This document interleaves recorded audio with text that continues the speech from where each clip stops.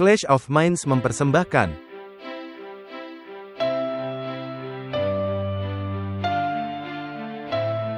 Walter Veith, Martin Smith, Martin Luther, tahun 1517. Konsili Trent, tahun 1545. Luka Parah, tahun 1798. Kebangunan Besar Rohani, tahun 1844. Ensiklikal Rerum Novarum, tahun 1891. Konsili Vatikan II, tahun 1962. Ensiklikal Laudato Si, Perawatan Rumah Kita Bersama, tahun 2015. Pandemi COVID-19, tahun 2019. Pemilihan Presiden Amerika Serikat, tahun 2020. Perang Rusia melawan Ukraina, tahun 2022. Perang Israel melawan Hamas, tahun 2023. WhatsApp Prof 203, Kesaksian Laodikia, mengumpulkan di belakang Yesus. Halo dan selamat datang dalam episode lain WhatsApp Prof. Martin, mengapa kita kembali membicarakan mengenai Laodikia? Karena merupakan bagian dari pekabaran akhir zaman. Oh, dan Anda belum menanyai kabar saya. Sebelum menjadi masalah, apa kabar Anda? Saya tidak tahu. Saya sedang berjuang bersama Laodikia. Demikian juga saya. Itulah juga keadaan saya. Memang kita sedang berjuang. Saya pikir ini adalah yang setiap orang salah memahami atau tidak ingin menerapkannya. Nah, di sini kita memiliki gambar latar yang sangat lucu. Apa yang terjadi di sini? Ini adalah perjalanan kita ke surga. Dan siapa yang ada di depan kita? Yesus yang berjalan di hadapan kita. Dan dia memang berada di jalan. Ya, mengapakah orang-orang ini ada di samping kiri dan di samping kanan? Mengapa tidak tepat berada di belakangnya? Itulah tepat hal yang sedang terjadi. Kita memiliki pekabaran bagi dunia. Dan cara membawakannya mesti di tengah jalan, tempat Yesus berjalan. Di mana terdapat keadilan dan belas kasihan bersama-sama. Jadi adanya keadilan di satu sisi, dan belas kasihan di sisi lainnya. Ya, menurut saya itu suatu penggambaran yang indah. Orang masih berpikir mengikuti jalan Yesus. Tetapi dia ada di sebelah kiri, ada dalam sisi belas kasihan. Seraya berkata, Yesus tahu hati saya. Dan orang itu mengetahui beberapa penggambaran. Sama seperti dalam politik. Mereka tidak mengatakan, pihak kiri dan pihak kanan, melainkan pihak kanan jauh. Benar, pihak kanan jauh. Lalu adanya pihak kiri dan pihak kanan. Di mana pihak tengah? Tidak ada, hanya ada pihak kiri atau pihak kanan. Hanya ada pihak kiri jauh dan pihak kanan jauh.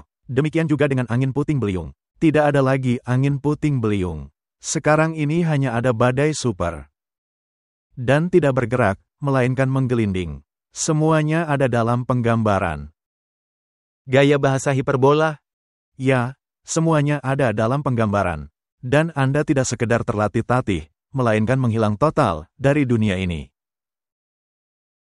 Jadi, dengan kata lain, dunia ini cenderung hidup ke arah sangat ekstrim. Dan malangnya hal ini telah juga merasuki gereja. Apakah kesaksian Laodikia itu adalah untuk suatu kelompok khusus?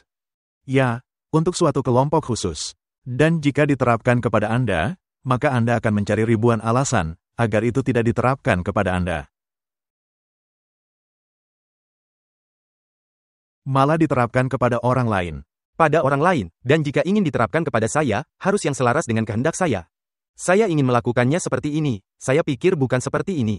Tapi ini adalah kesaksian langsung. Baik, Martin, Anda mengatakan kita mesti selaras kepada kesaksian firman. Dan bukan menurunkan kesaksian firman kepada pemahaman kita. Benar, kita mesti naiklah lebih tinggi. Baiklah, saya pikir kita mesti berdoa terlebih dahulu. Bapa Surgawi, Engkau telah menaruh begitu banyak permata di dalam Alkitab, dan Engkau juga banyak memberikan kepada kami kesaksian langsung. Tetapi cara kami menggunakannya tidak selalu sesuai kehendak-Mu. Jadi tolonglah kami untuk tahu cara melakukannya, dan tolonglah kami dalam menjabarkan tepat seperti yang Kau kehendaki. Di dalam nama Yesus, kami sudah berdoa. Amin. Martin, umat manusia sangat cenderung berkata. Bahkan jika semuanya begitu, saya tidak akan pernah. Wah, kedengarannya seperti Petrus. Ya, kedengarannya seperti Petrus, benar, dan kita berkata, jika kita hidup pada masa itu, kita tidak akan berlaku demikian. Benar. Dan tidak menyadari bahwa kita sudah melakukannya. Kenyataan bahwa Yesus mati di kayu salib untuk dosa.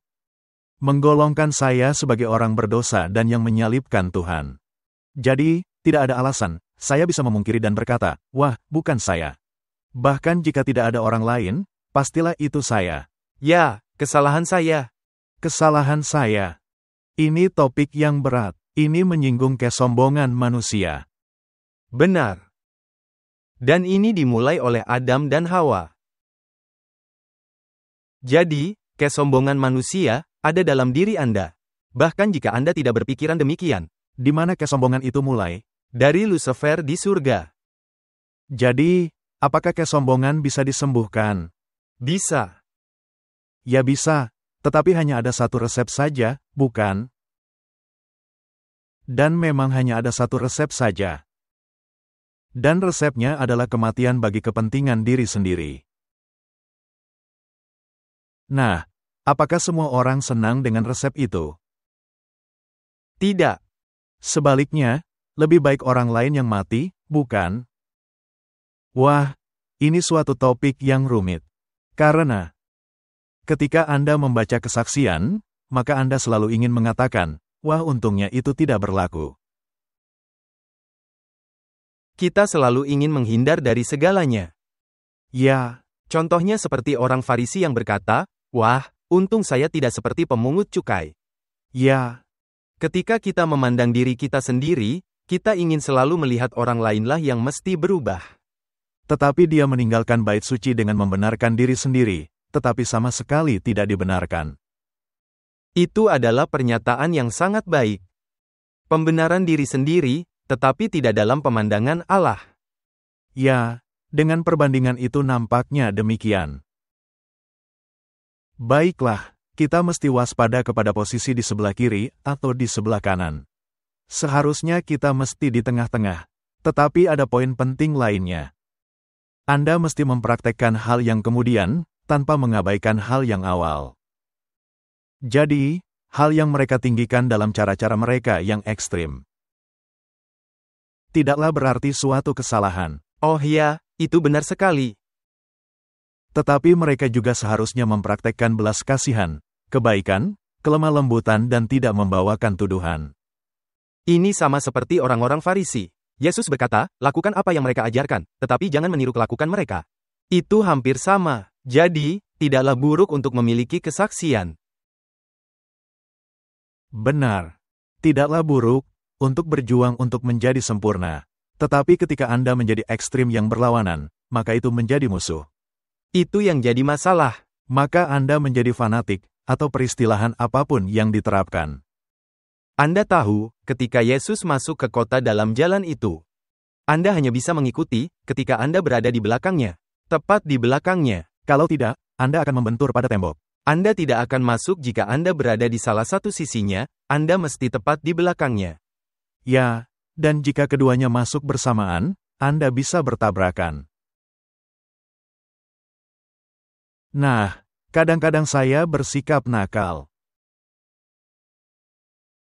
Saya pernah menceritakan kisah ini, tetapi akan kembali saya ceritakan. Waktu itu saya berada di universitas. Dan di universitas saya itu, adanya orang-orang yang bersifat militan. Dan beberapa orang yang sangat feminis. Dan saya sedang berjalan bersama rekan saya ke arah gedung Senat. Kami akan mengadakan rapat.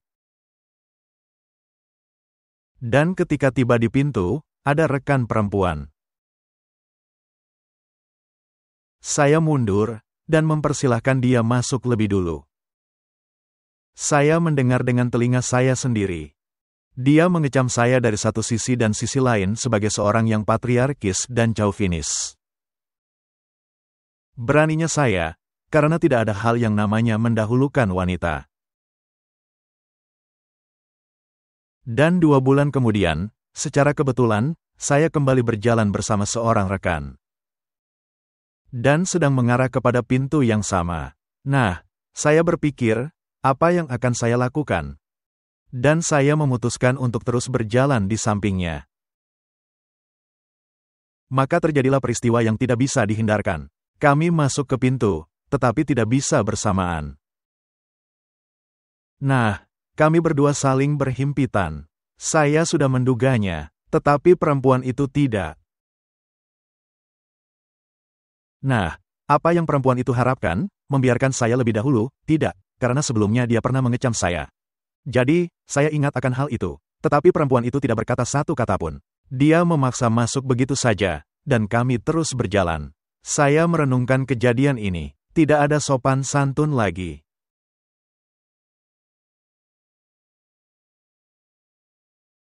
Jadi, itulah kejadiannya, terhimpit di pintu. Dan memang itu pasti terjadi, ketika Anda bersikap demikian dan terbiasa.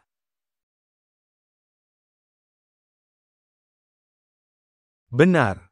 Mari kita lanjut dengan diskusi kita. Umat yang sisa. Nah, mereka berkata, umat yang sisa dimulai oleh Set, dan terus berlangsung berabad-abad hingga sekarang ini, hingga ke akhir zaman.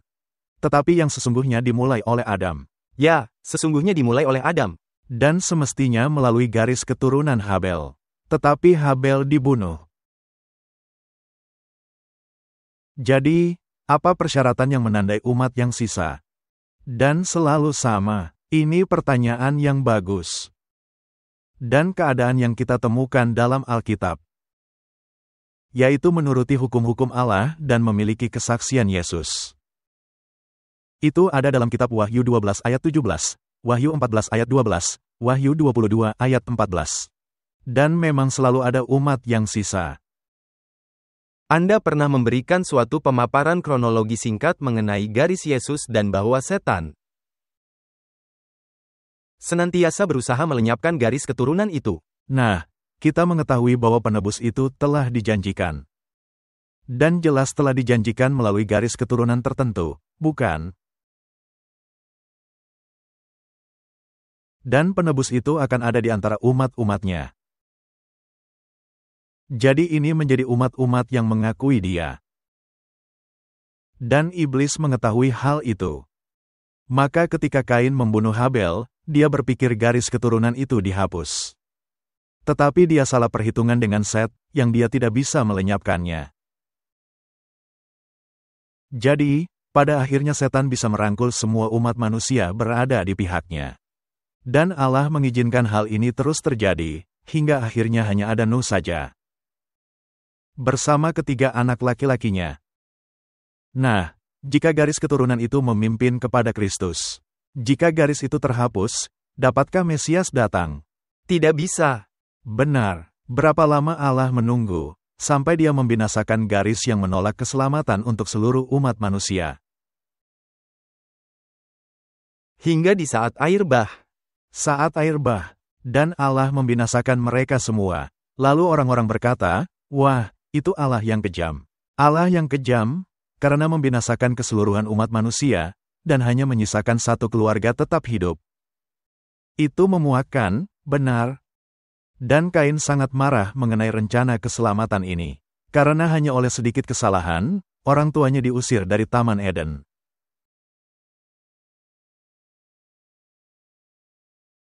Kain tidak mau mengikuti pemikiran semacam ini. Dia memiliki masalah dengan Allah yang menangani umat manusia. Dan Allah menunggu, hingga keseluruhan umat manusia menjadi murtad. Seberapa hebat Nuh dan anak-anak lelakinya? Tidak terlalu hebat. Nuh berjalan dekat kepada Allah. Apakah Nuh sempurna? Tidak. Apakah dia mabuk? Ya. Jadi Nuh itu sempurna, karena Alkitab katakan dia sempurna dalam jalannya bersama Allah, tetapi dia tidaklah tanpa dosa. Dia tidaklah tanpa dosa, benar. Jadi, hanya ada satu keluarga saja yang tersisa. Jika Allah tidak campur tangan pada waktu itu, keseluruhan umat manusia akan terhilang untuk masa kekekalan. Karena satu-satunya jalan agar diselamatkan, hanyalah melalui garis keturunan Mesias. Dan sekarang, ketika Anda mengambil garis keturunan yang sama itu, dan menerapkannya kepada umat yang sisa. Ini tepat sama. Karena melalui Set, Adam dan Hawa, persyaratan untuk menjadi umat yang sisa, tidak pernah berubah. Ya, Mesti menuruti hukum Allah dan memiliki kesaksian Yesus. Jadi, Nuh menjadi umat yang sisa. Demikian juga Set. tetapi setan terus memburu garis keturunan Mesias. Jadi, ketika dia melihat seseorang mengikuti Kristus atau Allah, dan setan mengikutinya, apakah itu Gideon atau siapapun itu, maka dia akan mengarah sasarannya kepadanya. Bukankah setan membunuh semua anak laki-lakinya? Dan pada masa raja-raja, mereka membunuh semua anak laki-lakinya. Mereka membunuh semua anak laki-lakinya, terus-menerus. Dan setiap kali ada saja yang luput. Setan luput mengarah sasaran kepada Set, maka dia mencari yang lainnya. Dan pastilah sulit bagi setan untuk memutuskan, sebab, bahkan Samuel tidak bisa melihat melalui siapa garis keturunan itu akan digenapi. Dia melihat anak sulung Isai, yang nampak gagah. Pastilah dia yang akan menjadi raja, tetapi tidak. Berarti dengan ini, kemudian bagaimana dengan yang ini? Tidak. Bagaimana dengan yang satu itu? Juga tidak. Dan akhirnya pilihan kepada Daud.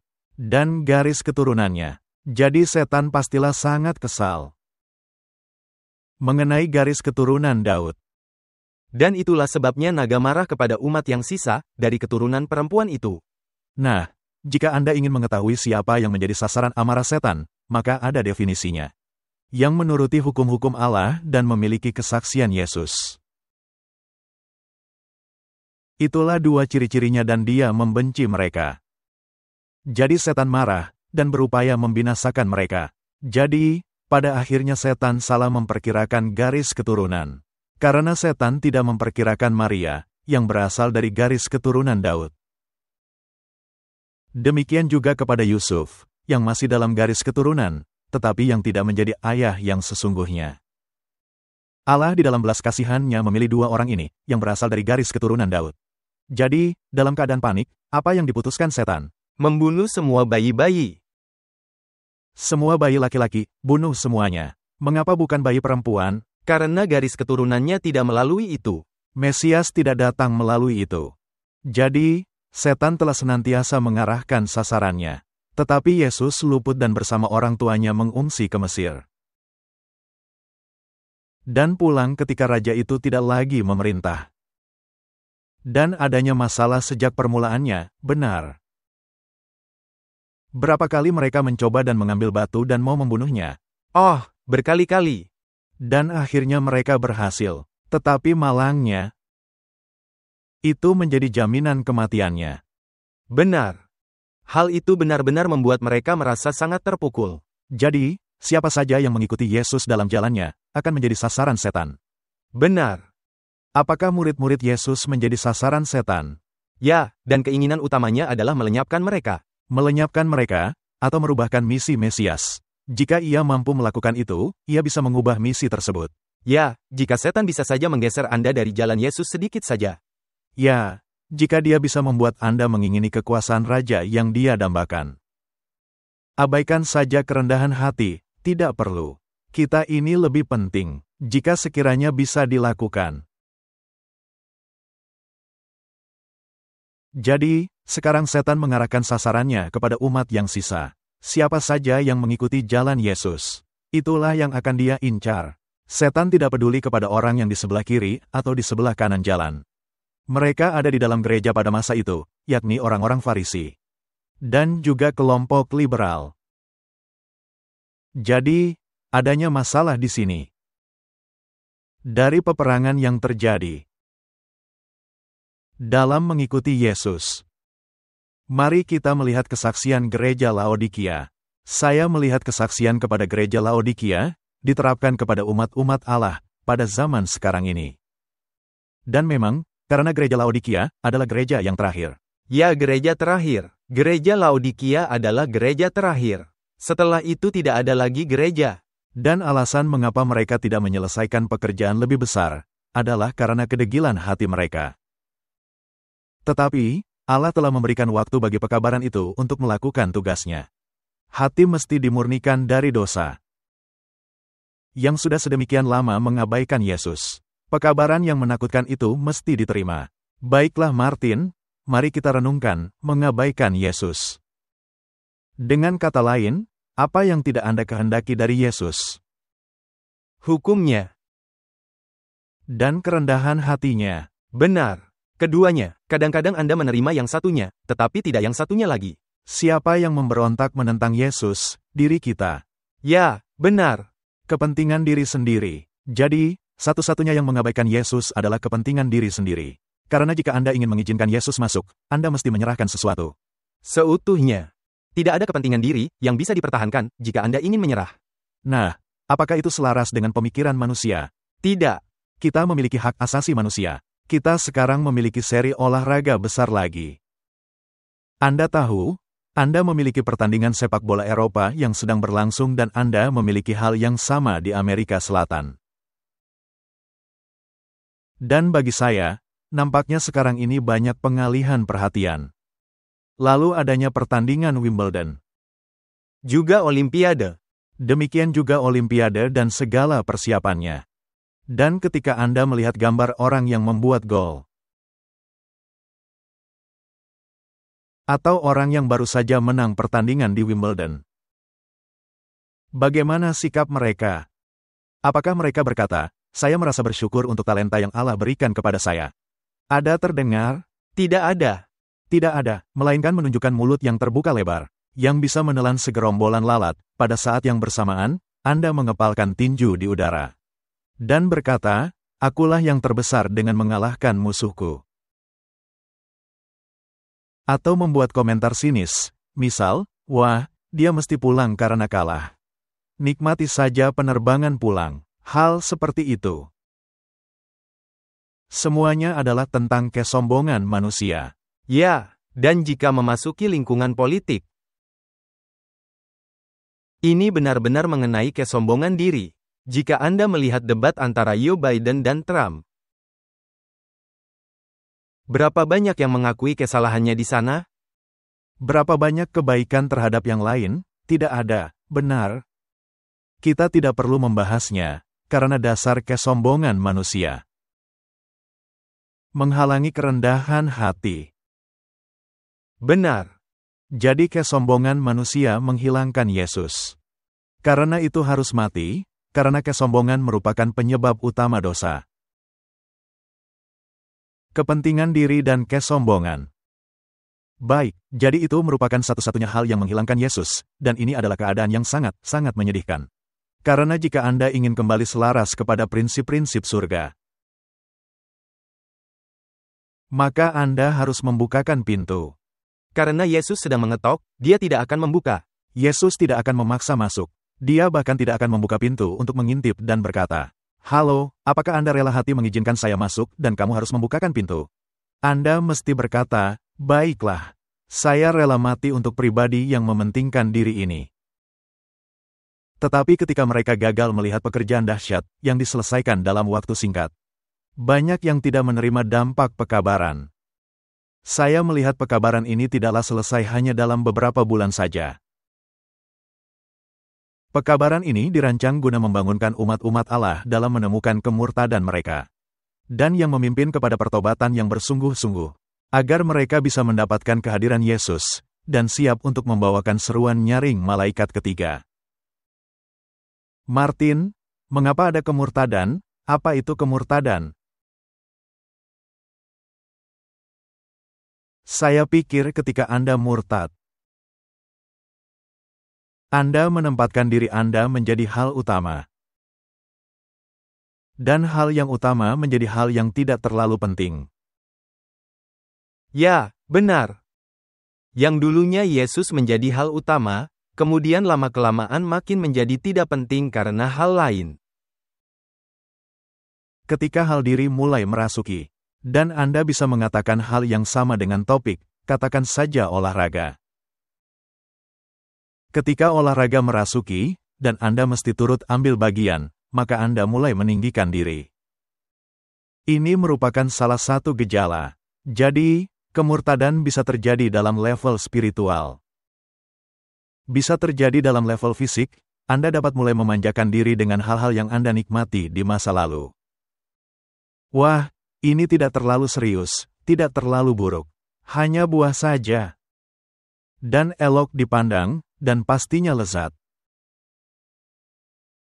Itulah kemurtadan, dan diperlukan waktu agar pekabaran ini bisa berdampak. Mengapa diperlukan waktu? Karena adanya peperangan di dalam hati Anda. Dan itu mesti berubah. Baik. Saya melihat bahwa Allah akan menguji umat-umatnya. Secara panjang sabar, Yesus bersabar kepada mereka. Dan tidak memuntahkan keluar dari mulutnya dalam seketika. Ya, dia panjang sabar. Dia panjang sabar.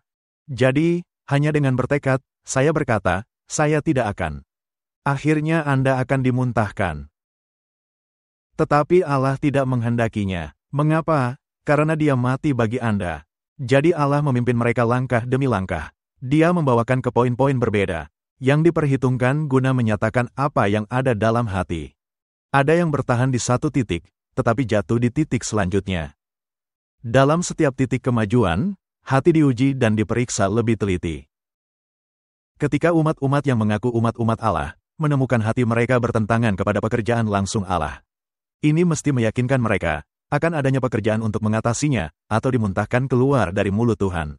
Apakah itu logis? Jika sekiranya Anda tidak menyukai apa yang dikatakan Allah dalam firman-Nya, maka hal seperti itulah yang akan terjadi. Anda mesti selaras kepada Allah.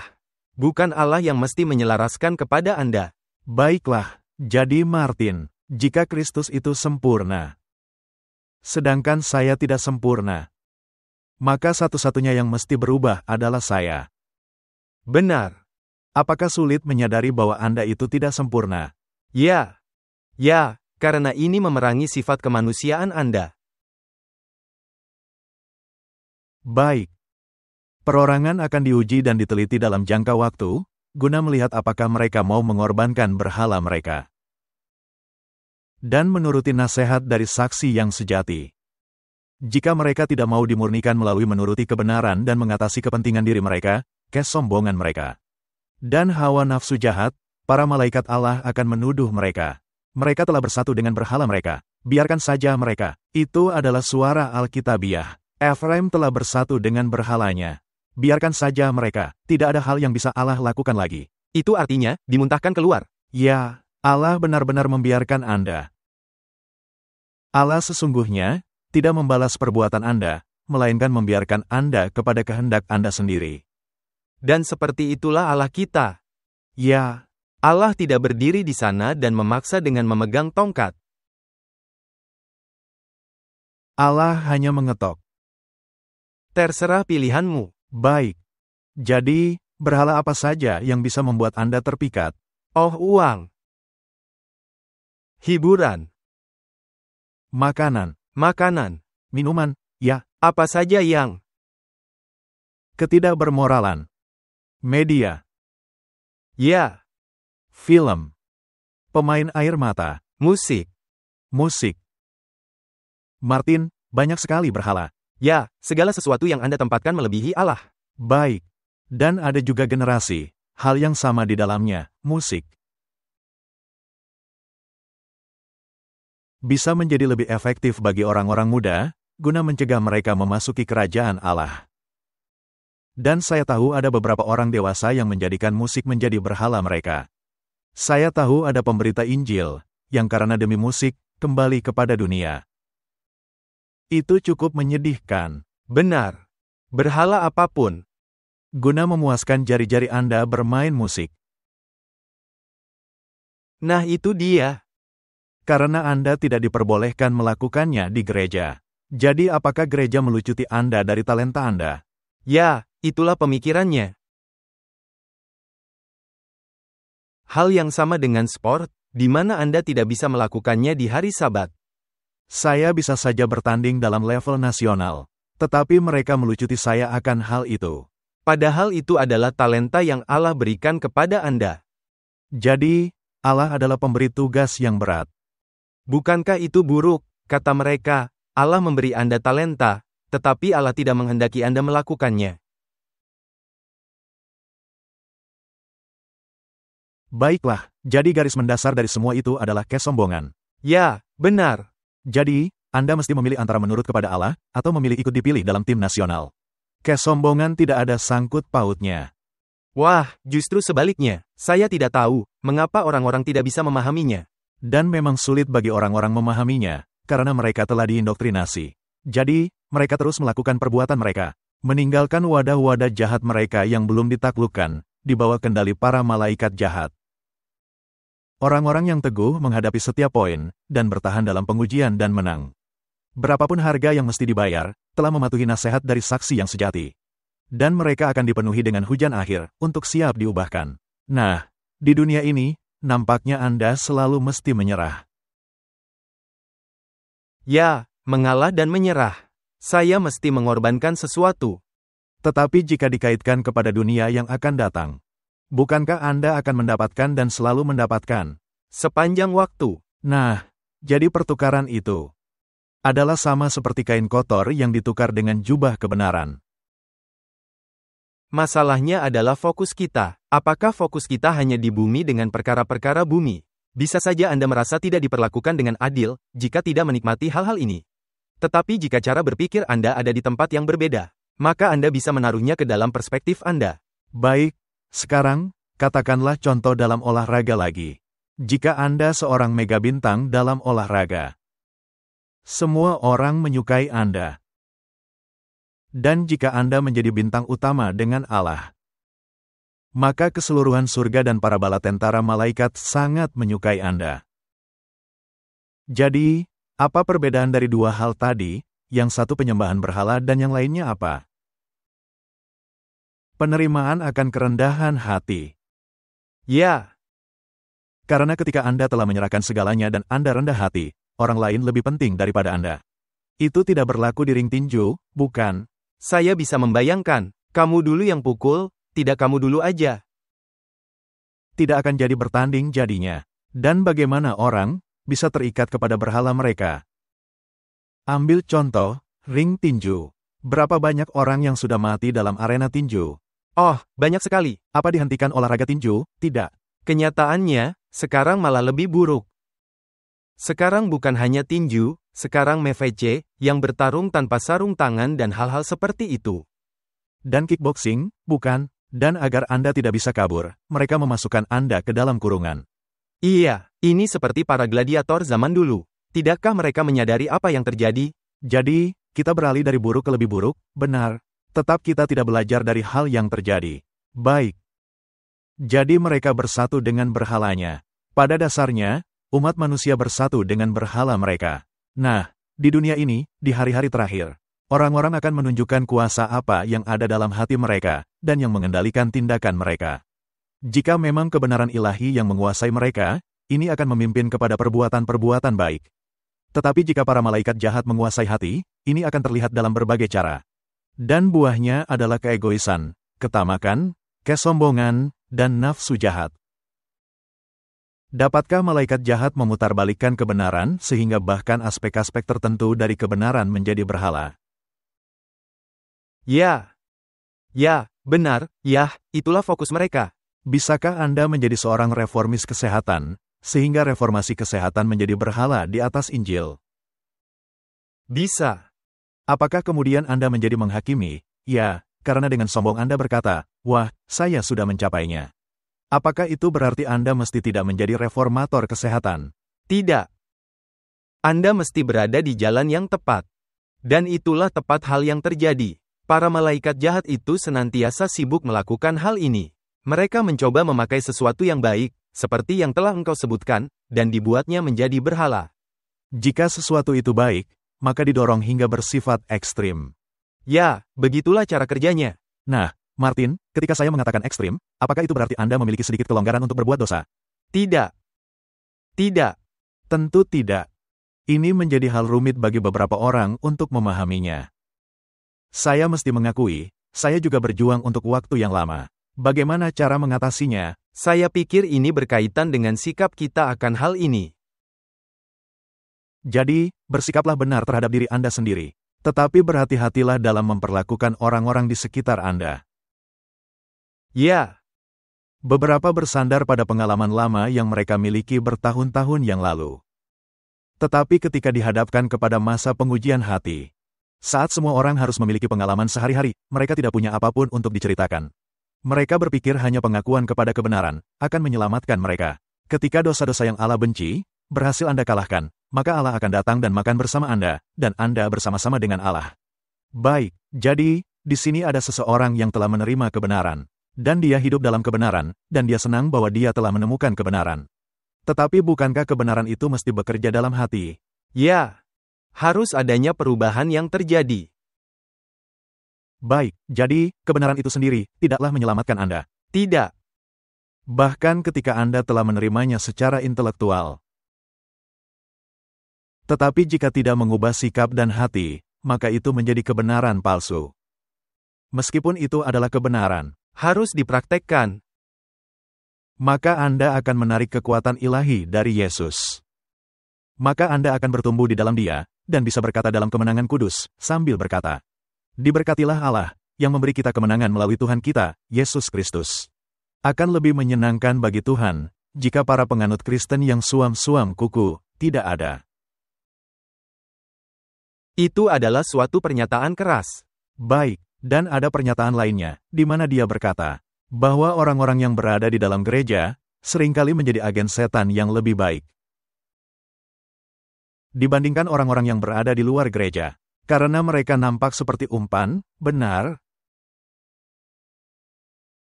Dan bisa ditambahkan, adalah penting bagi kita untuk menyadari masa di mana kita sedang hidup saat ini. Baiklah, kemana ini menuju? Kita tidak bisa hanya mengutip pernyataan demi pernyataan. Kemana arahnya? Kita sedang hidup di suatu masa, ketika peristiwa-peristiwa penutupan terjadi di depan kita. Kita adalah jemaat Laodikia. Mari kita tegaskan kembali, kita adalah jemaat Laodikia. Karenanya kita memerlukan introspeksi. Jadi, kapan waktu melakukan introspeksi? 40 hari setelah kedatangan Kristus, benar? Tidak. Sekaranglah waktunya. Sekarang, baiklah. Jadi, kesaksian ini diterapkan bagi kita sekarang ini. Sekarang, ditunjukkan kepada saya, adanya beberapa umat Allah yang meniru mode dunia.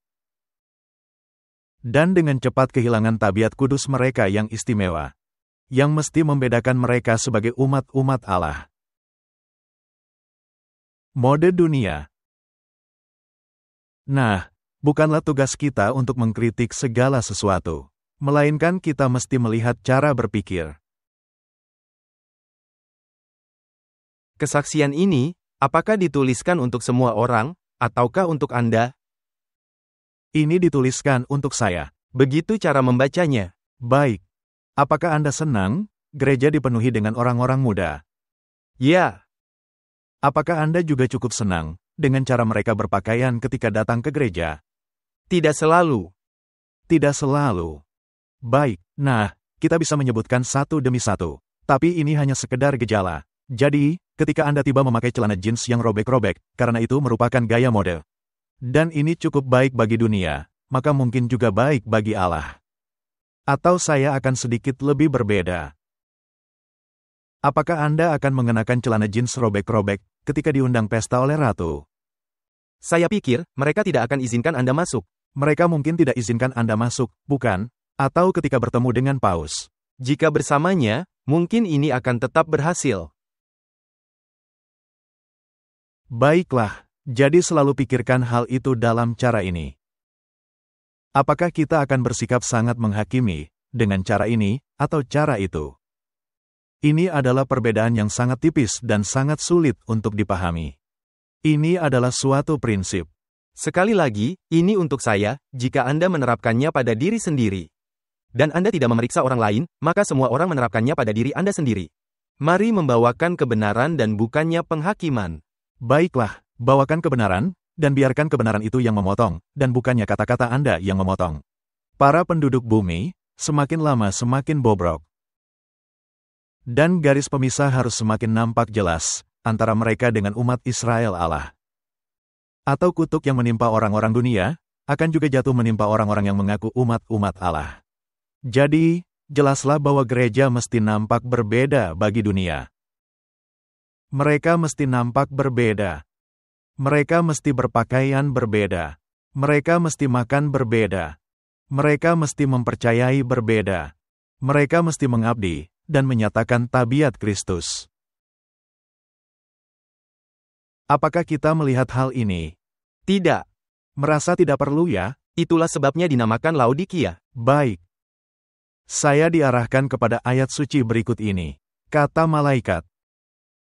Ayat-ayat itu mesti mendidik umat-umat Allah. Kitab 1 Timotius 2 ayat 9-10. Demikian juga hendaknya perempuan. Hendaklah ia berdandan dengan pantas. Dengan sopan dan sederhana. Rambutnya jangan berkepang-kepang, jangan memakai emas atau mutiara, ataupun pakaian yang mahal-mahal. Tetapi hendaklah ia berdandan dengan perbuatan baik, seperti yang layak bagi perempuan yang beribadah. Jadi Martin, Anda mesti sederhana saja. Itulah penafsirannya, benar? Itulah masalahnya. Nah, Anda bertolak belakang dengan dunia, hanya ketika Anda berpenampilan sederhana. Nah, sebelum kita bergabung dengan gereja ini, bertahun-tahun silam. Jika saya mesti berpikir, wah, apa yang mesti kuberikan kepada istriku pada hari ulang tahunnya, atau peristiwa apapun. Maka kita pasti memikirkan memberikan hal yang terbaik. Benar dan juga, kotak yang berkilauan bagus. Ya, jadi Anda membeli mahal untuk hadiah itu. Anda membungkusnya memakai kertas kado, dan biasanya sangat diterima dengan baik. Sekarang, tibalah kepada titik yang berkata, tidak, singkirkan itu dan gantilah itu dengan rasa malu, kesadaran diri. Dan bukan dengan emas atau mutiara, ataupun pakaian yang mahal-mahal, dan seterusnya. Dan untuk pertama sekali, Anda melihat bagaimana rupa istri Anda itu dalam keadaan sederhana. Apakah itu mengejutkan? Ya, jika Anda masih berpikiran duniawi. Baik, bagaimana jika Anda mengubah pikiran Anda? Akan menjadi indah. Dan yang lainnya menjadi buatan. Dan Anda mungkin berpikir, tetapi, mengapa mereka terlihat seperti itu? Hampir mengejutkan jika terjadi sebaliknya, bukan? Itu benar. Allah memberi Anda kejernihan penglihatan. Dan juga cara mata memandang. Segala sesuatunya berubah. Akan ada perubahan total, jika perubahan itu nyata. Dan itu indah, itu indah. Jadi, diperlukan pergeseran cara berpikir dan perubahan hati. Ini tidaklah mudah. Mari kita bersabar, sama seperti Yesus yang penyabar. Panjang sabar selama ribuan tahun. Baik. Jadi, Allah sedang menguji kaum muda dan kaum tua. Jadi, bukan hanya untuk kaum muda, melainkan juga untuk kaum tua. Anda sedang memutuskan nasib kekekalan Anda. Kesombongan Anda, cinta Anda mengikuti gaya busana dunia. Percakapanmu yang kosong dan sia-sia. Sifat mementingkan diri Anda, semuanya ditaruh dalam timbangan. Dan beratnya kejahatan sedang berada di sisi Anda. Anda itu miskin, dan sengsara, buta dan telanjang.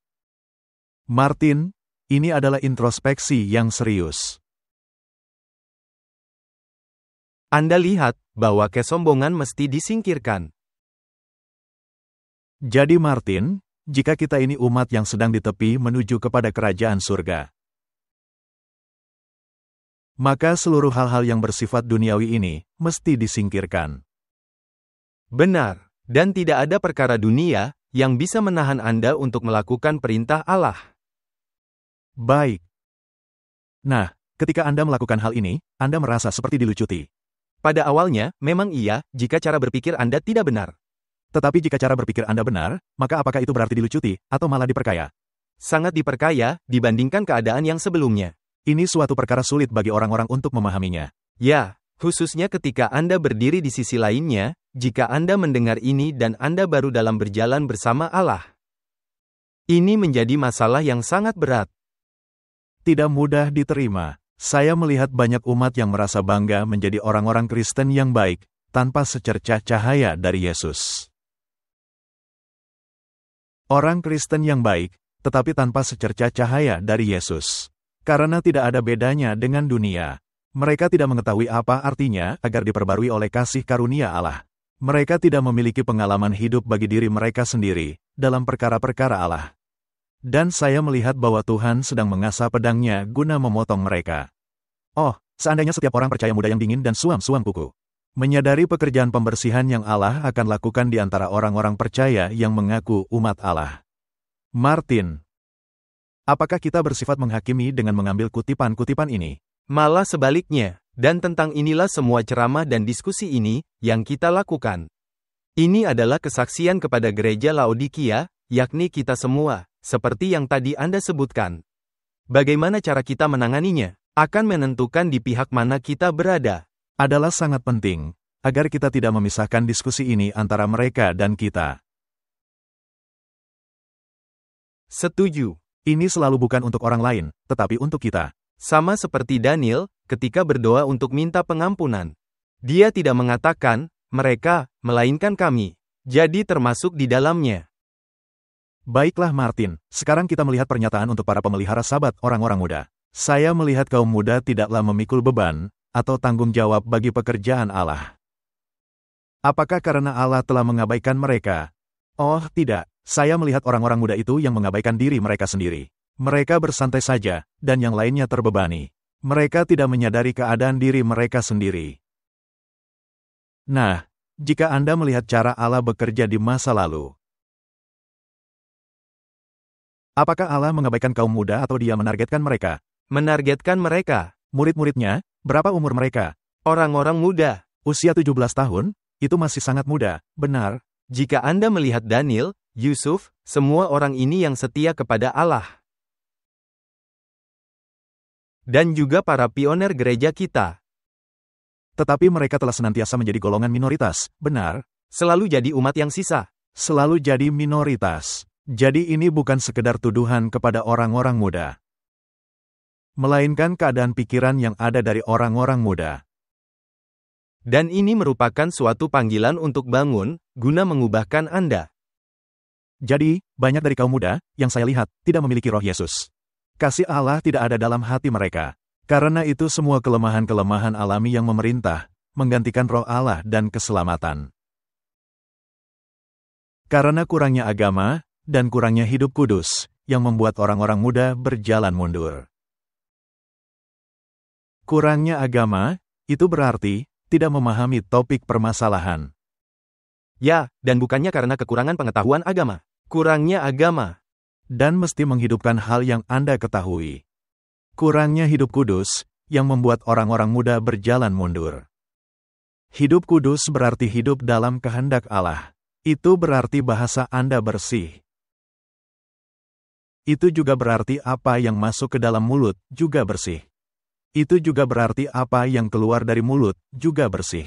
Itu juga berarti tingkah laku Anda juga bersih. Dan jika tidak demikian, maka Anda berjalan mundur. Kehidupan mereka menyalahkan mereka. Mereka tahu bahwa mereka tidak hidup seperti orang Kristen seharusnya. Karenanya mereka tidak memiliki keyakinan kepada Allah atau di hadapan jemaat. Nah, ketika Anda dan saya, ya, bukan saya tidak hidup dalam pemberontakan. Saya adalah pemberontak, karena tidak mengenal kebenaran. Tetapi ketika Anda mengenal kebenaran, sebagai contoh anak laki-laki saya, yang mengenal kebenaran, tetapi memilih kehidupan yang memberontak. Dan kemudian ketika dia harus kembali, atau ketika panggilan datang kepadanya, itu merupakan hal yang paling sulit baginya. Dan mula-mula itu menjadi beban. Dia tahu mesti melakukannya, tetapi sistemnya memberontak terhadap hal itu. Hingga hal yang Anda lakukan sekarang, menjadi lebih baik dari hal dulu yang Anda lakukan. Dan Allah yang mengendalikan Anda, terhadap hal-hal yang Anda sukai, seperti yang pernah Anda sebutkan. Hal-hal yang dulu saya suka, sekarang saya tidak suka. Dan hal-hal yang dulu saya tidak suka, sekarang saya suka. Jadi, hal yang saya ingin katakan kepada orang-orang muda, kalian mesti tiba di titik di mana hal-hal yang dulu kalian sukai, sekarang kalian benci. Dan hal-hal yang dulu Anda benci, sekarang Anda sukai. Di dunia, bahwa dunia ini adalah perubahan cara berpikir dan hati. Ketidaksesuaian pikiran. Baik, dan apakah tekanan rekan sebaya menghambat Anda melakukannya? Benar sekali, karena disitulah setan bekerja yang terbaik. Dan hal ini juga bisa diterapkan kepada orang-orang yang baru mengenal kebenaran. Ya, Jadi, para pemelihara sahabat muda adalah muda dalam usia. Juga orang-orang yang baru dalam mengenal kebenaran Alkitab. Martin, apakah mudah membicarakan mengenai doktrin, kebenaran dan kesalahan, dan hal-hal yang sedang terjadi di dunia, dan semua hal ini? Lebih mudah karena mesti diterapkan juga dalam hati kita. Jadi, seberapa sedikit orang-orang muda menderita atau menyangkali diri untuk agama mereka? Untuk berkorban, hampir tidak pernah dipikirkan oleh mereka. Mereka sama sekali gagal dalam meniru pola dalam hal ini. Saya melihat, ini menjadi bahasa dari kehidupan mereka. Kepentingan diri mesti dipuaskan, kesombongan mesti dipelihara. Mereka lupa kepada manusia bersedih, yang selalu terbiasa dengan duka cita. Ini menjadi pilihan yang sulit, karena mengapa Anda ingin melakukan hal ini? Mengapa Anda ingin menapaki jalan kesedihan? Ketika Anda bisa menapaki jalan peninggian diri. Dan mengapa selalu harus menjadi begitu berbeda? Ya. Nah, mengapakah Kristus disebut orang yang terbiasa dengan kesedihan? Dia disebut orang yang terbiasa dengan kesedihan, karena dia mengetahui hal yang benar. Tetapi dia juga mengetahui tidak ada orang yang menginginkan hal itu. Dan itu membuatnya sangat bersedih. Karena dia juga mengetahui, jika Anda tidak menghendakinya, maka Anda tidak bisa masuk surga. Yesus mengetahui, itulah sebabnya dia selalu berduka. Jadi, di surga, di mana setiap orang melakukan kehendak Allah, apakah Yesus tetap menjadi manusia yang dipenuhi kesedihan? Tidak, dia menjadi manusia yang dipenuhi kegirangan. Nah, jadi, apakah mungkin untuk berubah dari manusia yang senantiasa dipenuhi kesedihan ke manusia yang dipenuhi kegirangan? Ya, dan itu bisa dilakukan. Aku ingin kalian berada di tempat di mana aku berada. Aku menginginkan mereka berada di sana, dan ketika mereka sudah berada di sana, dia akan memandang segala pengorbanannya, dan dia berkata, itu layak. Dan kita akan berkata, wah, surga itu cukup murah. Surga itu cukup murah. Jadi, Martin, jika Anda memiliki konsep ini, paham kekristenan yang dipenuhi dengan muka muram. Suatu kehidupan yang dipenuhi kerja keras dan penderitaan. Maka Anda akan memilih dunia. Itu hal yang terjadi kepada Martin Luther. Karena ketika dia masih menjadi biarawan, itulah kehidupan yang dimilikinya. Penderitaan, dan Anda tidak selamat. Tetapi ketika dia menemukan, tetapi dia ingin pergi ke surga, dengan memilih penderitaan, dan menjadi seorang biarawan. Ya, tetapi kemudian dia menemukan Kristus sebagai manusia yang dipenuhi kesedihan. Dan keseluruhan kehidupannya berubah. Baiklah, jadi kita mesti mendefinisikan mengapa Kristus menjadi manusia yang dipenuhi kesedihan. Tetapi saya kira, kita sudah melakukannya. Kristus menjadi manusia yang dipenuhi kesedihan, karena dia mengetahui akibat dosa. Dan dia mengetahui pilihan-pilihan yang diambil orang-orang. Itu membuatnya sedih. Ini sama seperti orang tua yang melihat anaknya menempuh jalan yang salah, dan orang tua itu menjadi bersedih. Dan ketika orang tua melihat anaknya menempuh jalan yang benar, dia menjadi bersukacita. Jadi, di surga manusia yang bersukacita adalah Kristus. Dan orang-orang yang telah mengikutinya, akan menjadi orang-orang yang bersukacita. Jadi, janganlah melihat cara dunia ini sedang berjalan sekarang. Pusatkan mata Anda ke masa depan. Penderitaan Yesus di Taman Getsemani, dengan peluh yang bertetesan, yang menjadi darah di taman. Mahkota duri yang dijalin, yang menembus dahinya yang kudus. Tidak menggerakkan mereka. Mereka telah menjadi kebal. Indera mereka menjadi tumpul. Mereka telah kehilangan semua pemahaman pengorbanan besar Kristus bagi mereka. Mereka tidak mau mengalami hal itu. Mereka tidak ingin pergi ke sana dan yang paling penting mereka tidak ingin mengikuti ke sana. Mereka ingin hidup santai, seperti dunia. Karena jika ada yang bertanya, mengapa Anda seperti ini? Seakan-akan segala sesuatu dilucuti dari kehidupan Anda. Ya, hal bersenang-senang hilang. Hanyalah orang-orang yang telah turut serta dalam penderitaan anak Allah. Dan yang telah luput dari masa kesesakan besar. Yang telah membasuh jubah mereka dan membuatnya putih di dalam darah anak domba. Bisa menikmati kemuliaan tak tergambarkan dan keindahan luar biasa surga. Apakah adanya hal positif di sisi lain? Ya, sesuatu yang tak tertandingi.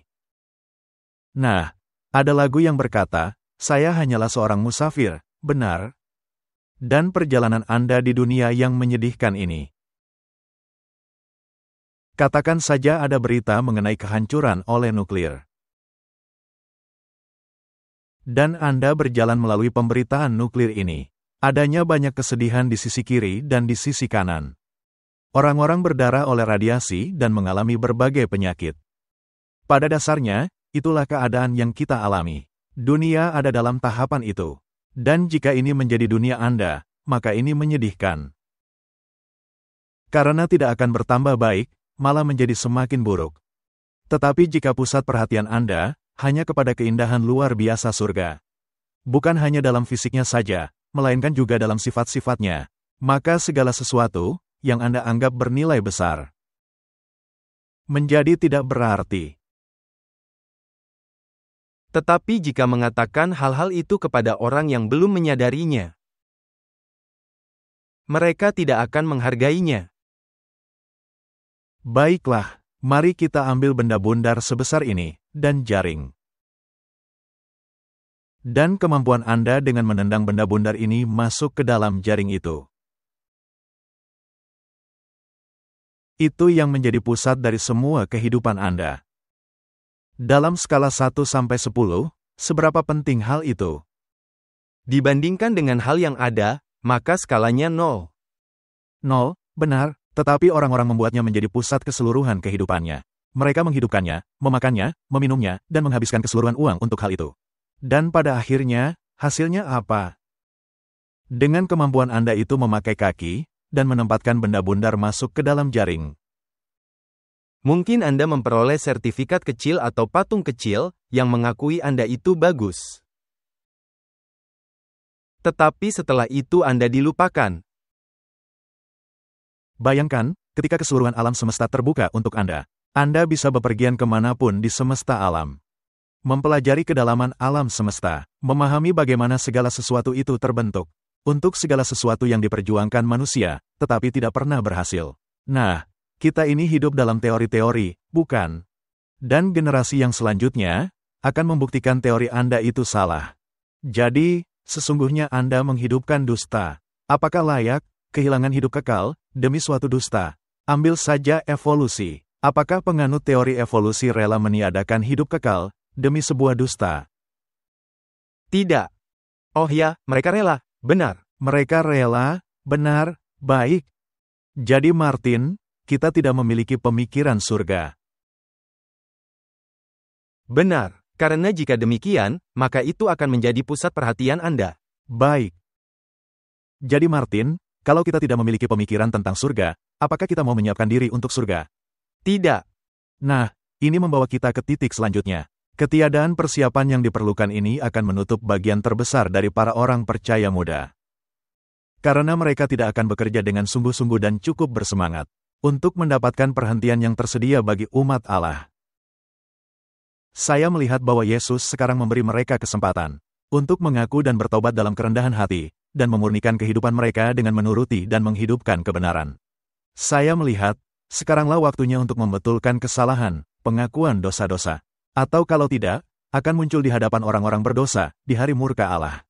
Jadi, dosa itu akan menaklukkan Anda atau Anda yang melenyapkannya, dengan mengikuti jalan yang dianjurkan. Jika dikaitkan dengan hal yang ditawarkan dunia, bukan menjadi sebuah pilihan, di mana semua orang rela mengambilnya. Dan ketika dikatakan umat percaya muda, ini tidak mesti kaum muda. Ini bisa saja orang yang baru bertobat. Sama seperti Yakub, bergumul dalam doa, berjuang keras. Yesus di Taman Getsemani meneteskan keringat darah. Anda mesti berupaya. Jangan tinggalkan kamar Anda, hingga Anda merasa kuat dalam Allah. Lalu berjaga-jaga. Dan selama Anda berjaga-jaga dan berdoa, Anda bisa mengatasi pencobaan ini. Maka kasih karunia Allah bisa, dan akan muncul dalam diri Anda. Mereka akan menyebut Anda orang aneh. Ya, atau orang yang fanatik Yesus, atau sebutan lain. Saya melihat bahwa orang Kristen jangan menempatkan nilai yang terlalu tinggi, atau sangat tergantung kepada perasaan senang yang mudah berubah. Perasaan-perasaan ini tidaklah senantiasa benar. Saya melihat haruslah menjadi pelajaran dari setiap orang Kristen, untuk melayani Allah dengan prinsip, dan bukan dikuasai oleh perasaan. Apakah setan sangat ahli dalam menciptakan emosi keagamaan? Pastinya. Saya pikir setan adalah ahli dalam hiburan. Oh ya. Jadi, ketika Anda pergi ke gereja, apakah untuk perasaan yang mudah berubah, ataukah untuk mendapat hiburan? Ataukah untuk sekedarnya? Ataukah Anda pergi ke gereja untuk menghabiskan waktu bersama Allah dan mengizinkan Roh Kudus bekerja dalam diri Anda? Anda lihat, itulah sebabnya setan menjadi penipu ulung. Karena dunia ini terlalu didasarkan kepada perasaan. Orang-orang muda atau kebanyakan orang ingin mengalami hal yang sama ketika pergi ke gereja. Baik. Dan tentu saja, Anda harus merenungkannya, apakah itu yang Allah kehendaki? Karena Allah itu membosankan, sampai Anda mendapatkan cara berpikir yang benar akan hal itu. Baiklah, jadi Allah sebenarnya adalah segalanya, tetapi membosankan. Jadi masalahnya adalah pola pikir. Ditunjukkan kepada saya, jika orang-orang Kristen menghidupkan suatu kehidupan sederhana dan pengorbanan diri bagi Allah, kedamaian dan sukacita dalam Tuhan akan menjadi hasilnya. Tetapi pengalaman sukacita yang terbesar dalam berbuat baik kepada orang lain dan membuat orang lain berbahagia. Kebahagiaan semacam itu akan bertahan. Ini bertentangan dengan cara berpikir dunia. Ya, sepenuhnya bertentangan. Bahkan orang-orang dermawan yang ada di dunia sekarang ini sedang menunjukkan kemurahan hati besar, yang sesungguhnya guna meninggikan diri mereka sendiri. Jadi, segera setelah Anda melakukan pergeseran dari diri Anda kepada diri orang lain, maka Anda akan mengalami kebahagiaan sejati. Dan ini bertentangan dengan hal yang dikatakan dunia, Anda mesti meyakini diri Anda sendiri. Anda mesti melakukan yang terbaik. Ikuti apa kata hati, dan selalu Anda, dan Anda senantiasa. Sedangkan hati itu sangat licik. Di atas segalanya. Saya melihat adanya orang-orang yang mesti berjalan di jalan lurus sendirian. Rekan-rekan mereka dan anak-anak mereka tidak mau berjalan di jalan penyangkalan diri dengan mereka. Wah, ini semakin sulit. Kesabaran dan ketangguhan mesti menjadi ciri kehidupan dari para pengembara sendirian itu. Mengikuti teladan dari Tuhan mereka yang diberkati. Dia pada akhirnya berjalan sendirian saja. Bukankah Alkitab berkata, semua pergi meninggalkan dia? Mereka mengalami banyak ujian yang mesti dihadapi, tetapi memiliki pengharapan yang membuat jiwa kuat. Satu-satunya cara, agar Anda bisa melewati keadaan seperti ini. Katakan saja Anda memiliki suatu hubungan pernikahan dengan seseorang yang sangat menolak mengikuti jalan ini, sedangkan Anda mengikuti jalan ini. Yang berarti tidak ada kebahagiaan untuk Anda.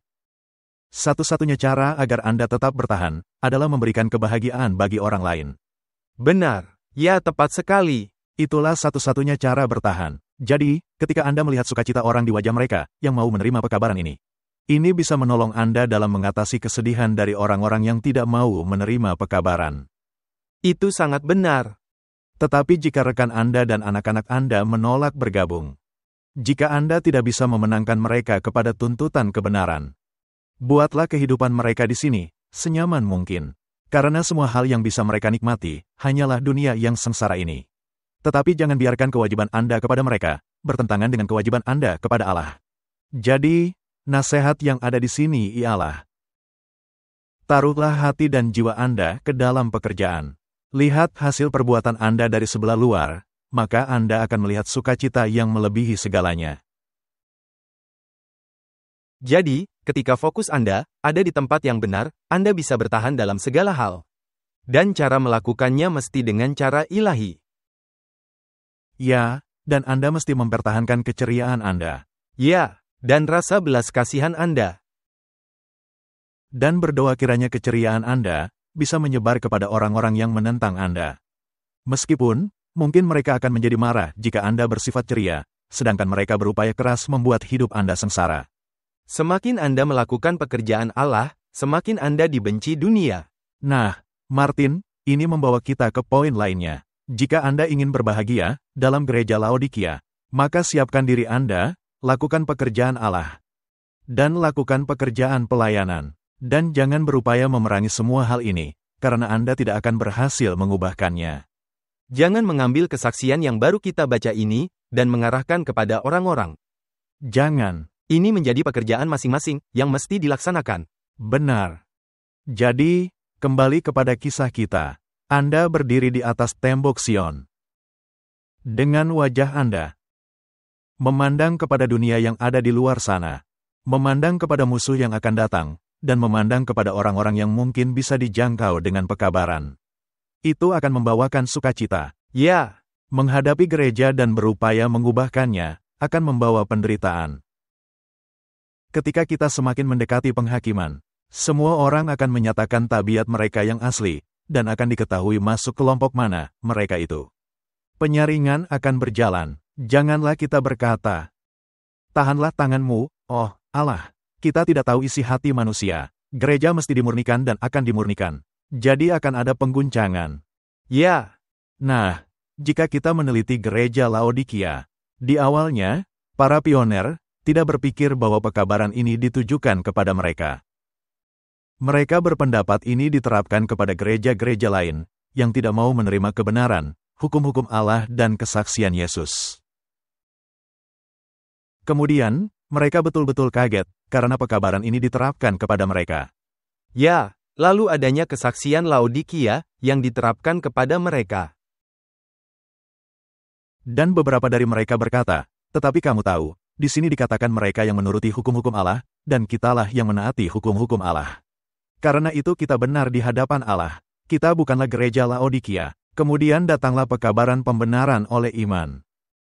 Pada tahun 1888, Dan jika Anda menerima pekabaran pembenaran oleh iman, maka di mana peran perbuatan Anda? menjadi hal kedua. Jadi, segala sesuatu yang Anda banggakan mengenai diri Anda sendiri, menjadi tidak berarti. Ya, Apakah artinya Anda tidak perlu menuruti hukum? tidak. Anda mesti kembali ke jalan yang benar, yang Yesus jalani. Jadi, keseluruhan gereja akan terbagi, termasuk pimpinan dan para pemimpin dalam gereja. Dan mereka sangat sengit menentang pekabaran ini.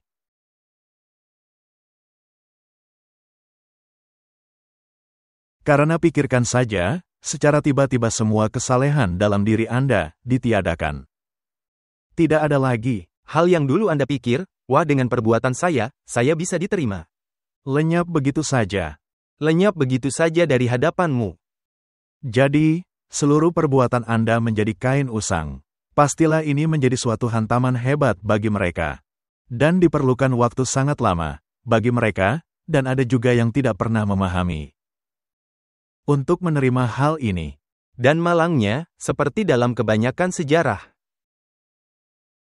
Sejarah memiliki kecenderungan sendiri untuk kembali terjadi, dan akan kembali terulangi dalam zaman kita.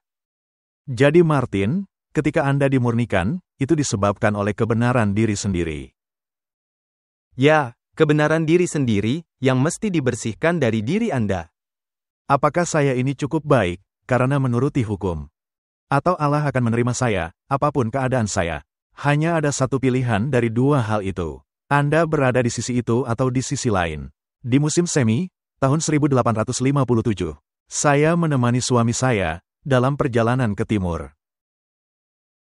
Tujuan utamanya adalah untuk membeli Power Press. Kami mengadakan rapat dalam perjalanan kami ke Boston, dan dalam perjalanan pulang. Ini merupakan perjalanan yang tidak memberi semangat. Kesaksian kepada gereja Laodikia secara umum diterima. Tetapi adanya beberapa orang di timur yang memakainya dengan salah. Gantinya menerapkannya ke dalam hati mereka, agar bisa mendapatkan manfaatnya. Mereka memakai kesaksian ini untuk menindas sesamanya. Itu bukan lagi menjadi kesaksian. Seperti tadi yang kita katakan, kesaksian ini, yang baru kita baca, ditujukan kepada setiap anggota dalam gereja kita, yakni kita semua. Tetapi apa yang terjadi, persis terjadi. Dipakai sebagai alat menempelak. Beberapa orang mengajarkan bahwa anggota mesti menjual barang-barang sebelum bisa dibebaskan. Sementara yang lainnya, sangat menekankan tentang cara berpakaian, dan membuatnya menjadi sangat ekstrim. Dan bagi beberapa orang lainnya, adanya pembatasan bagi pekerjaan pekabaran malaikat ketiga. Dan yang mengikuti kesan-kesan, dan melontarkan rasa ketakutan kepada hati nurani. Hal-hal ini mengakibatkan pengaruh yang merusak dan kita mesti menghentikan kesaksian kita tentang topik hampir secara total. Jadi, jika membuat banyak permasalahan, jangan bicarakan akan hal itu. Dan ini membuat bergeser ke sisi lainnya. Dan apakah itu berarti bukan kebenaran? Tidak, itu tetaplah kebenaran. Jadi, rancangan pekabaran kepada gereja Laodikia adalah untuk menjauhkan gereja dari pengaruh-pengaruh fanatik seperti itu, tetapi malah kebalikannya. Ini tidak diterapkan kepada saya. Itu berarti kebenaran diri sendiri. Jika Anda mengambil kesaksian dan menerapkannya kepada orang lain, maka akan timbul masalah. Anda mesti menerapkannya kepada diri Anda sendiri. Tetapi upaya setan adalah untuk merusak pekabaran dan menghancurkan pengaruhnya.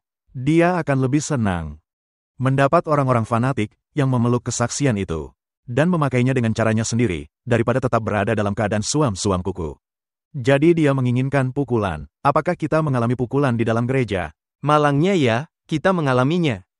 Dan apakah adanya orang-orang yang berkata, jalanku, atau tidak sama sekali? Jika Anda tidak melakukan tepat seperti yang saya pikirkan, maka Anda tidak memiliki hak di dalam organisasi ini.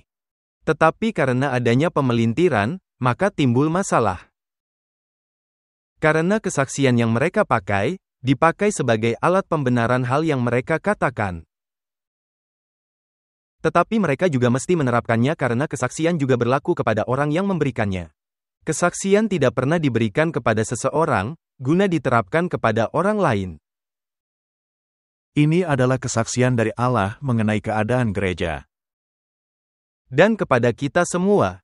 Karena kita semua bagian dari gereja. Saya telah melihat bahwa pekabaran ini tidak dirancang untuk memimpin seseorang duduk dalam penghakiman kepada sesama saudaranya. Untuk memberitahu hal yang mesti dilakukannya, dan sejauh mana. Melainkan kepada masing-masing orang untuk meneliti hatinya, dan pekerjaan yang mesti dilakukannya. Menjadi tugas para malaikat untuk mengamati perkembangan tabiat, dan menimbang nilai moral. Inilah yang menjadi pekabaran bagi gereja Laodikia. Inilah cara bagaimana kita menerima keseluruhan pekabaran dan melalui hal ini, kita seharusnya bisa bersatu. Karena bagaimana bisa kita bersatu, seperti yang Yesus doakan. Jika satu kelompok menganggap Anda bersikap fanatik, dan kelompok lainnya menganggap Anda bersikap liberal, maka tidak akan ada persatuan. Tidak akan ada persatuan. Jadi, ketika kita melihat kitab Roma 12 ayat 10 yang berkata, hendaklah kamu saling mendahului dalam memberi hormat, maka tidak akan ada kritik pedas, tidak ada mengacaukan pekerjaan orang lain, dan tidak ada kelompok yang terpisah. Masing-masing orang yang telah ditugaskan Tuhan, memiliki tugasnya masing-masing. Masing-masingnya memiliki kepribadiannya sendiri, yang tidak harus terbenam dalam kepribadian orang lain. Meskipun demikian, masing-masingnya mesti bekerja selaras dengan sesama saudara seiman. Dalam pelayanan mereka, para pekerja Allah seharusnya bersatu. Tidak boleh ada yang menganggap dirinya lebih utama, dan merendahkan sesama pekerja lainnya. Atau memperlakukan sebagai bawahannya. Martin, jika roh ini tidak ada dalam gereja, saya mendapat banyak sekali pesan dari orang-orang yang ingin pergi meninggalkan gereja. Dan inilah yang mereka pakai. Dan ada orang yang merasa, ketika ingin melakukan hal yang benar, mereka menjadi sasaran. Dan ini adalah gereja militan. Maka pastilah adanya dua kelompok itu di dalamnya. Dan hanyalah kepada kelompok di mana pekabaran Laodikia berhasil diterapkan. Akan menjadi bagian dari umat sisa yang terakhir. Sayangnya begitulah adanya, dan itulah yang menjadi persyaratannya. Dan saya tidak tahu siapa yang masuk. Ya, saya dan Anda, kita semua, itulah sebabnya kita, seperti yang Anda katakan, kita, bukan mereka. Mesti mengambil pekabaran Laodikia dan menerapkannya kepada diri kita sendiri.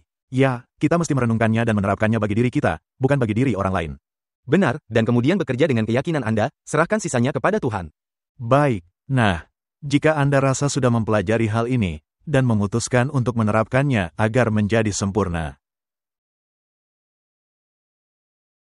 dan Anda akan berupaya untuk memperoleh keadaan tanpa dosa, maka kemudian, kesombongan akan masuk ketika Anda berkata, wah, ini memang bisa dicapai. Dan kenyataannya, memang demikian. Tetapi sebaiknya Anda tidak menyertakan unsur kesombongan ketika membahas hal itu, karena Anda akan bersikap menghakimi. Benar? Siapa yang menjadi teladan bahwa ini bisa dilakukan? Hanya Yesus, dan bukan orang lain. Jadi, pernyataan tanpa dosa, Martin, ini adalah suatu hal sangat penting. Akan adanya kuasa yang mengerjakan keajaiban yang akan muncul. Dan ini bisa terjadi ketika manusia menuntut pengudusan dan kesucian. Mengangkat diri mereka semakin tinggi, dan membual untuk diri mereka sendiri. Di sini terlihat adanya unsur kesombongan. Lihat saja Musa dan para nabi. Lihat saja Daniel dan Yusuf dan Elia. Perhatikanlah mereka ini dan tunjukkan pada saya satu kalimat, di mana mereka pernah menyatakan diri mereka tanpa dosa. Jiwa yang berhubungan erat dengan Kristus. Memandang kemurnian dan keunggulannya, akan jatuh di hadapannya dengan rasa malu. Jadi, saya tidak akan cenderung berkata, wah, saya ini tanpa dosa dan saya kudus. Kiranya Allah yang menuliskan di dalam kitabnya jika menghendakinya. Dia yang memutuskan bukan saya. Saya juga mesti mengatakan sama seperti Daniel, bahwa kami semua sudah berbuat dosa. Kita berdosa. Tak satu pun dari kita yang sempurna. Jadi kembali topik kesombongan masuk. Jadi, ketika kita melihat Daniel yang berketerampilan tinggi, dia tidaklah berkata, Tuhan, saya telah setia kepadamu, telah melakukan segala sesuatu untuk menghormati dan membela firman-Mu dan nama-Mu. Apakah dia lakukan hal-hal itu? Tidak, sama sekali tidak. Oh ya, dia melakukannya dalam hidupnya, ya. Ya, tetapi dia tidak pernah mengatakannya. Tuhan, Engkau tahu kesetiaanku di meja raja. Dan bagaimana aku mempertahankan kesalehanku ketika dilemparkan ke gua singa. Apakah cara seperti itu? Daniel berdoa kepada Allah? Tidak. Daniel berdoa dan mengaku dosa-dosanya, dan berkata, dengarlah, oh Tuhan, dan luputkan. Kami telah meninggalkan firman-Mu dan telah berbuat dosa. Tetapi gereja Laodikia nampaknya berkata, kami adalah generasi yang istimewa. Kami tidaklah seperti mereka, kami akan mencapai hal yang lebih tinggi dibandingkan mereka. Akan ada cara baru keselamatan. Tidak bisa, karena Allah tidak berubah. Secara tegas, kita bisa mengatakan, jumlah 144.000 orang. Pada akhirnya, tidak akan berbeda, seperti hal yang mesti dicapai Adam dan Hawa. Karena kebenaran Kristus menyelimuti mereka. Ya, dan bahkan Yosua, imam besar, dalam kisah ketika Yesus menghadapi setan, berkata, buanglah jubahnya yang kotor, dan kenakan mahkota di kepalanya. Jadi, itulah keadaan kita, apakah kita menyukainya atau tidak menyukainya. Dan seperti dikatakan di sini, Yesus mesti datang kepadanya dalam penampilan manusia. Dia tidak akan bisa berdiri di hadapan Allah. Jadi, mengapa ada begitu banyak yang menyatakan dirinya kudus dan tanpa dosa, itu karena mereka begitu jauh dari Kristus. Saya tidak akan berani untuk menyatakan hal seperti itu, sejak berumur 14 tahun. Jika saya mengetahui apa itu firman Allah, saya akan rela melakukannya. Anda tidak pernah mendengar, saya berkata, saya adalah tanpa dosa. Orang-orang yang mendapat pemandangan dari keindahan dan tabiat unggul Yesus Kristus, yang kudus dan ditinggikan, dan kemuliaannya memenuhi bait suci, tidak akan pernah mengatakannya. Meskipun demikian, kita akan selalu menemui mereka yang mengatakan hal itu semakin sering. Kita memiliki banyak forum yang nampaknya mendorong sudut pandang ini terus-menerus. Jika mereka terbeban untuk menyelamatkan jiwa-jiwa di luar sana dan turut serta dalam pekerjaan yang Tuhan telah berikan kepada mereka, mereka akan menjadi teladan yang akan diikuti oleh orang-orang. Anda lihat, jika Anda semakin belajar roh nubuat bersama-sama Alkitab, semakin Anda menyadari. Ketika Anda sibuk dengan pelayanan, hal-hal lain akan mulai beres dengan sendirinya. Tetapi ketika Anda hanya berfokus pada hal-hal itu, maka disitulah Anda akan berakhir. Ya, dan fokusnya ke dalam. Disinilah segera timbul masalah, ketika fokus diarahkan ke dalam. Jadi, kita mesti dihaluskan, dibersihkan dari semua keduniawian, sampai kita mencerminkan gambar juru selamat kita, dan turut serta dalam sifat ilahi. Dan luput dari kebobrokan dunia, melalui hawa nafsu. Inilah hal yang mesti Anda lakukan. Tetapi sekali saja Anda berkata, wah, saya sudah mencapainya, maka Anda terhilang. Dan ketika Anda berupaya memaksa orang-orang lain melakukan hal ini, maka Anda menghadapi masalah yang sama. Hanya Yesus yang menyelesaikan masalah itu. Melalui Roh Kudus. Kita tidak bisa membual akan kekudusan kita. Kita tidak bisa berkata, saya tidak berdosa, hingga tubuh fana kita ini. diubahkan dan dibentuk menjadi tubuhnya yang mulia. Dan jika selalu berupaya mengikuti Yesus, maka pengharapan yang terberkati itu akan menjadi milik kita dan bisa berdiri di hadapan takhta Allah. Tanpa noda dan kerut atau hal-hal semacam itu. Sempurna di dalam Kristus, didandani dengan kebenaran dan kesempurnaannya. Jadi, Martin, apakah Anda telah diubahkan ke dalam tubuh mulia Kristus? Belum. Belum. Jadi Martin, apakah Anda bisa berkata Anda tanpa dosa? Tidak, saya ini buta, malang dan telanjang. Apakah itu berarti Anda mesti terus berbuat dosa? Tidak. Bagaimana upaya Anda? Anda mesti berjalan di belakang Yesus, dan jangan bersikap menghakimi. Jadi Martin, bisakah kita berkata, Yesus yang berjalan di depan kita? Yesus sedang berjalan di tengah jalan, di mana keadilan dan belas kasihan bertemu. Bukankah itu jalan yang seharusnya kita tempuh? Benar. Kita mesti mengikuti tepat di belakang Kristus, tidak menyimpang ke kiri, dengan menyatakan, kasih-Nya menutupi segala sesuatu. Tetapi kita mengabaikan keperluan untuk mematuhi. Ini salah satu ekstrim. Juga tidak menyimpang ke kanan, dari belakang Yesus. Di mana kita berdiri sebagai polisi, untuk senantiasa mengkoreksi saudara seiman kita, laki-laki dan perempuan. Dalam dua kasus itu, kita nampak mengikut Yesus, tetapi kita menyimpang dari jalannya. Jadi, apakah itu pekabaran kepada gereja Laodikia? Ya, itu pekabarannya, pekabaran pribadi bagi Anda, bagi saya dan bagi saya. Apakah itu pekabaran akan kebenaran Kristus? Ya. Baik, kebenaran siapa? Kebenaran Kristus. Yakin? Ya, bukan yang lainnya, bukan saya. Jadi, katakan saja Anda telah menerima kebenaran Kristus. Kebenaran siapa yang telah Anda terima? Kebenaran Kristus. Ya, kebenaran Kristus. Jadi, siapa yang berhak mengatakan bahwa Anda itu saleh? Tidak ada yang berhak mengatakan hal itu. Wah, itu sangat melemahkan semangat. Tidak, itu justru membesarkan hati, karena dengan demikian Anda tidak perlu berkecil hati, ketika Anda tidak bisa melakukannya dengan baik. Baik. Kitab Mazmur 89 ayat 15. Keadilan dan hukum adalah tumpuan tahtamu. Kasih dan kesetiaan berjalan di depanmu. Ketika kita mempelajari karakter ilahi dalam terang salib, kita melihat belas kasihan, kelemah lembutan, pengampunan. Yang digabung dengan persamaan hak dan keadilan. Apakah kita melihat penghukuman, teguran keras, dan hal-hal semacam itu? Tidak ada. Apakah kita melihat tidak adanya sifat toleransi bagi kegagalan orang lain? Ya. Ya, kita lihat. Itulah hal yang kita lihat, benar? Kita senantiasa bersikap toleransi. Baik, bukankah kita sebaiknya mendorong semangat orang-orang, dan bukannya menyalahkan? Sampaikanlah kebenaran dengan penuh kasih. Apa yang Yesus katakan, aku juga tidak menyalahkanmu. Apakah Yesus menyalahkan dosa? Ya. Nah, benar. Ya, jadi Yesus menyalahkan dosa. Dan bukan orangnya.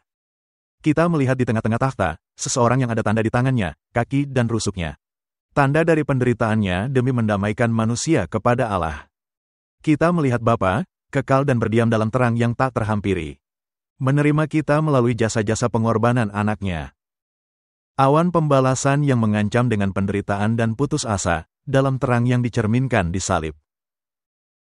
Menyatakan tulisan-tulisan Allah, hiduplah, orang-orang berdosa, hiduplah. Jiwa-jiwa yang bertobat dan percaya hiduplah. Aku telah membayar tebusan. Jadi Martin, satu-satunya hal yang bisa kita banggakan, adalah ketika kita di dalam Kristus. Ya, dan yang hanya patut selalu kita banggakan adalah Kristus telah melakukan segalanya untuk saya. Sehingga saya bisa memintanya bagi diri saya. Jadi, saya menganggap semua lainnya sebagai sampah. Ya. Itulah hal yang dikatakan Paulus. Mazmur 85 ayat 11 kasih dan kesetiaan akan bertemu, keadilan dan damai sejahtera akan bercium-ciuman. Sementara Anda mengupayakan untuk menjalankan keadilan, ingatlah akan adanya saudara kembar, yaitu belas kasihan. Bukankah ini pernyataan luar biasa? Sungguh luar biasa. Mengapa kita selalu memisahkannya? Kita selalu lupa. Kita hanya berjalan dengan satu sisi. Baik, jadi adanya keadilan di satu sisi, dan belas kasihan di sisi lainnya. Dua aspek itu berdiri berdampingan, dan tidak boleh dipisahkan. Jadi, saya pikir gambar di sini menyatakan maksudnya. Kita tidak bisa masuk gerbang surga, jika tidak mengikuti tepat di belakang Yesus. Jadi, dengan ayat itu dan pernyataan itu, saya pikir, kita bisa menyimpulkan pekabaran Laodikia. Ini adalah pekabaran bersifat pribadi. Ini merupakan pekabaran yang menekankan kebenaran Kristus. Suatu penekanan yang menaruh kepentingan diri sendiri ke dalam debu. Ini merupakan pekabaran agar mengikuti dan tidak berlari mendahului. Dan merupakan pekabaran agar tidak menyimpang dari jejak kaki yang sudah ada sebelum Anda. Amin, amin. Dan itu mesti diterapkan secara pribadi. Dan mencontoh sikap dan kasih Kristus bagi orang-orang yang tidak pernah menyalahkan orang-orang. Dan ketika kita menerima pekabaran ini, kita bisa menjadi bagian dari umat yang sisa, yang akan membawakan seruan nyaring. Dan kita akan membahas topik itu di kesempatan lain. Mari kita berdoa. Bapa Surgawi, pekabaran kepada gereja Laodikia tidaklah mudah diterima umat manusia. Karena itu bertentangan dengan sifat alami dosa. Ini menjelaskan keberadaan kami, kehidupan kami dalam terang yang sesungguhnya. Menerima pekabaran untuk gereja Laodikia tidaklah mudah bagi rencana manusia yang berkeinginan menjadi orang terkenal dan mencapai prestasi. Tetapi dalam rencana surga, itu bisa membuat seseorang terkenal dan mencapai prestasi. Jadi, tolonglah kami, Tuhan, menjalankan rancangan itu, mempelajari kehidupan kami, dan melihat apakah kami selaras kepada firman, dan meminta Allah, guna mengubahkan kami kepada keserupaannya. Di dalam nama Yesus, kami sudah berdoa. Amin. Diproduksi oleh Clash of Minds. Menampilkan pembicara, Walter Faith dan Martin Smith. Ucapan terima kasih yang tulus. Untuk dorongan semangat, doa-doa, dan sumbangan finansial melimpah. Untuk detail kontak.